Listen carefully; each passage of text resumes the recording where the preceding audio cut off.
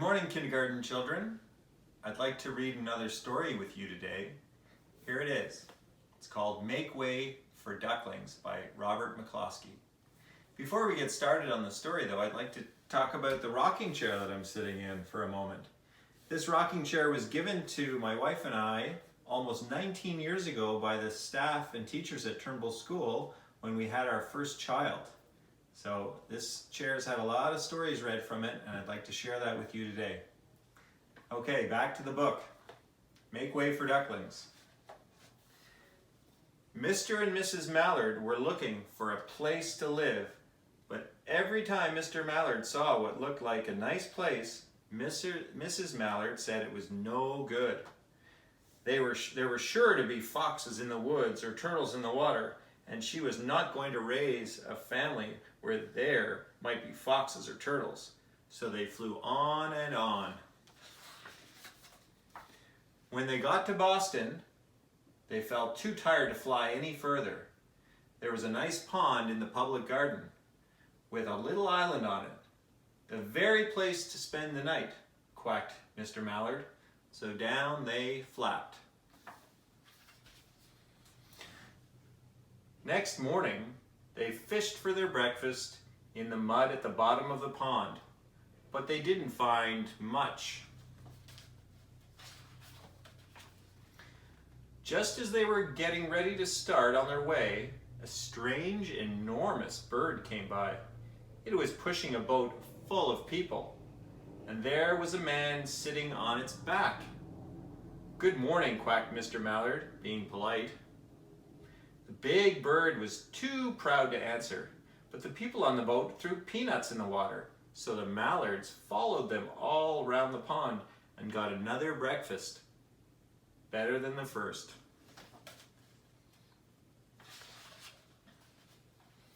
"I like this place," said Mrs. Mallard, as they climbed out on the bank and waded along. "Why don't we build a nest and raise our ducklings right in this pond? There are no foxes and no turtles, and the people fed us peanuts. What could be better?" "Good," said Mr. Mallard, delighted that at last Mrs. Mallard had found a place that suited her. But "Look out!" squawked Mrs. Mallard, all of a dither. "You'll get run over." And when she got her breath, she added, "This is no place for babies. With all those horrid things rushing about, we'll have to look somewhere else."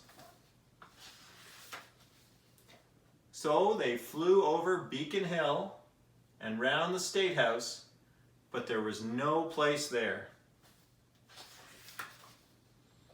And they looked in Louisburg Square, but there was no water to swim in. Then they flew over the Charles River. "This is better," quacked Mr. Mallard. "That island looks like a nice, quiet place, and it's only a little way from the public garden." "Yes," said Mrs. Mallard, remembering the peanuts. "That looks like the right place to hatch ducklings." So they chose a cozy spot among the bushes near the water and settled down to build their nest. And only just in time, for now they were beginning to molt. All their old wing feathers started to drop out, and they would not be able to fly again until new ones grew in. But of course, they could swim, and one day they swam over to the park in the river bank. And there they met a policeman called Michael. Michael fed them peanuts, and after that, the mallards called on Michael every day. After Mrs. Mallard had laid 8 eggs in the nest, she couldn't go visit Michael anymore because she had to sit on the eggs to keep them warm. She moved off the nest only to get a drink of water, or to have her lunch, or to count the eggs to make sure they were all still there. One day, the ducklings hatched out. First came Jack, then Cack, then Lack, then Mack and Knack, and Whack, and Pack and Quack. Mrs. and Mr. Mallard were bursting with pride. It was a great responsibility taking care of so many ducklings, and it kept them very busy. One day, Mr. Mallard decided he'd like to take a trip to see what the rest of the river was like further on. So off he set. "I'll meet you in a week in the public garden," he quacked over his shoulder. "Take good care of the ducklings." "Don't you worry," said Mrs. Mallard. "I know all about bringing up children." And she did. She taught them how to swim. She taught them how to dive. She taught them to walk in a line, to come when they were called, and to keep a safe distance from bikes and scooters and other things with wheels. When at last she felt perfectly satisfied with them, she said one morning, "Come along, children, follow me." Before you could wink an eyelash, Jack, Cack, Lack, Mack, Knack, Whack, Pack, and Quack fell into line, just as they had been taught. Mrs. Mallard led the way into the water, and they swam behind her to the opposite bank.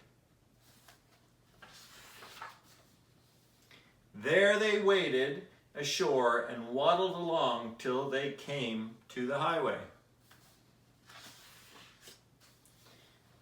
Mrs. Mallard stepped out to cross the road. Honk, honk, went the horns on the speeding cars. Quack, went Mrs. Mallard as she tumbled back again. Quack, quack, quack, quack, went Jack, Cack, Lack, Mack, Knack, Whack, Pack, and Quack, just as loud as their little quackers could quack.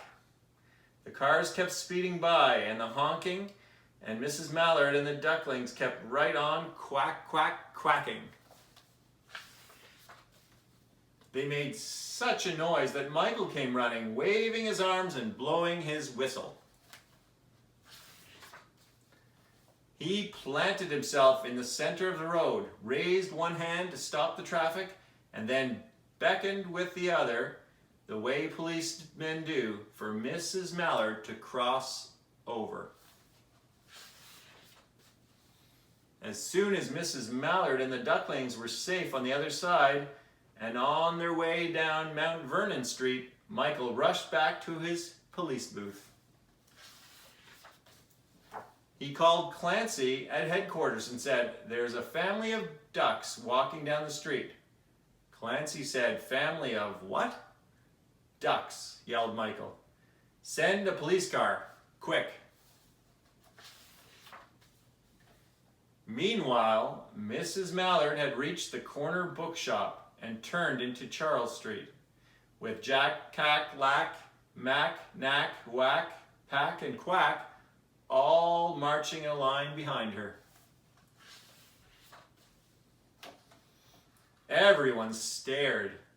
An old lady from Beacon Hill said, "Isn't it amazing?" And a man who swept the street said, "Well now, ain't that nice?" And when Mrs. Mallard heard them, she was so proud she tipped her nose in the air and walked along with an extra swing in her waddle.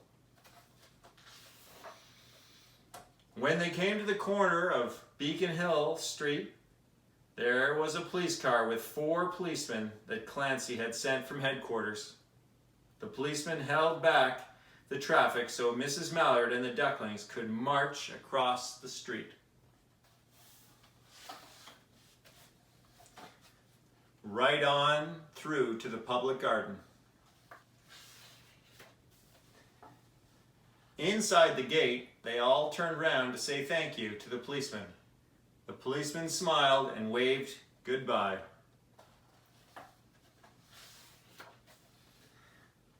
When they reached the pond and swam across to the little island, there was Mr. Mallard waiting for them, just as he had promised.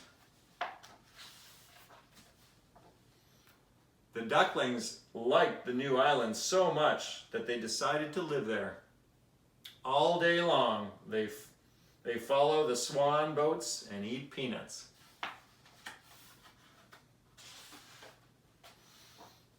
And when night falls, they swim to their little island and go to sleep. The end. Thank you very much, children. I hope you enjoyed that. Bye-bye.